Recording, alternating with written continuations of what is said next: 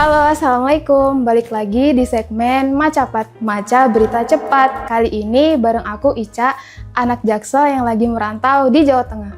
Langsung aja kita ke berita pertama.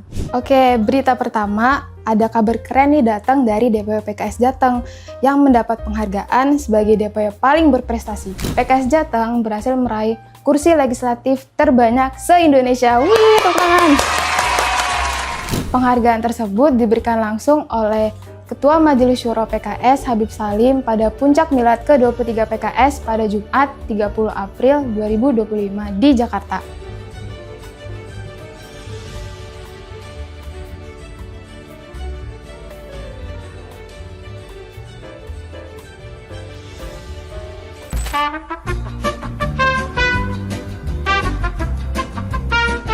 Berita kedua datang dari Presiden PKS Ahmad Syahiku yang melakukan kunjungan kerja ke Jawa Timur dan Jawa Tengah. Nah, waktu di Jawa Tengah, beliau didampingi oleh Pak Afif dan tokoh PKS lainnya untuk bersilaturahmi ke para ulama dan tokoh besar di Rembang.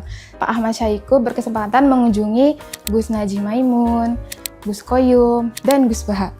Selain bersilaturahmi, Pak Syahiku dan rombongan juga meminta nasihat serta doa untuk Indonesia dan saudara-saudara kita di Palestina agar semakin baik, damai, dan sejahtera. Berita ketiga datang dari fraksi PKS Jawa Tengah, Pak Surul Fuad yang melakukan kunjungan kerja ke kelompok ternak mandiri bersama di Bumi Ayu pada Jumat 23 Mei kemarin. Jadi, kunjungan ini sebagai bentuk dukungan langsung buat program bantuan ternak yang lagi digencarin di Jawa Tengah. Harapannya sih supaya ketahanan pangan di Jawa Tengah makin kuat dan masyarakat semakin sejahtera.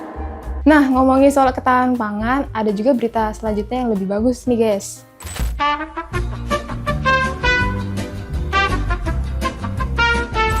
Jadi guys, berita terakhir masih datang dari fraksi PKS Jawa Tengah, fokusnya soal RPJMD. Wakil Ketua DPRD Jawa Tengah ngasih perhatian khusus untuk pembangunan infrastruktur. Katanya pembangunan infrastruktur itu nggak cuma pada proses produksi aja, tapi juga distribusi yang harus ngebut biar ketahanan pangan di Jateng semakin kuat. Tujuannya jelas biar masyarakat makin mandiri dan sejahtera. Tapi yang penting nih, kata Pak Ari, infrastruktur itu nggak bisa dibangun asal-asalan. Proyek infrastruktur itu harus nyambung sama pemetaan wilayah lumbung pangan. Soalnya RPJMD ini harus bisa ngasih bukti nyata di lapangan, kayak mengatasi distribusi hasil panen yang suka macet atau biaya logistik yang bikin pusing. Jadi semuanya itu harus jalan bareng supaya hasilnya maksimal.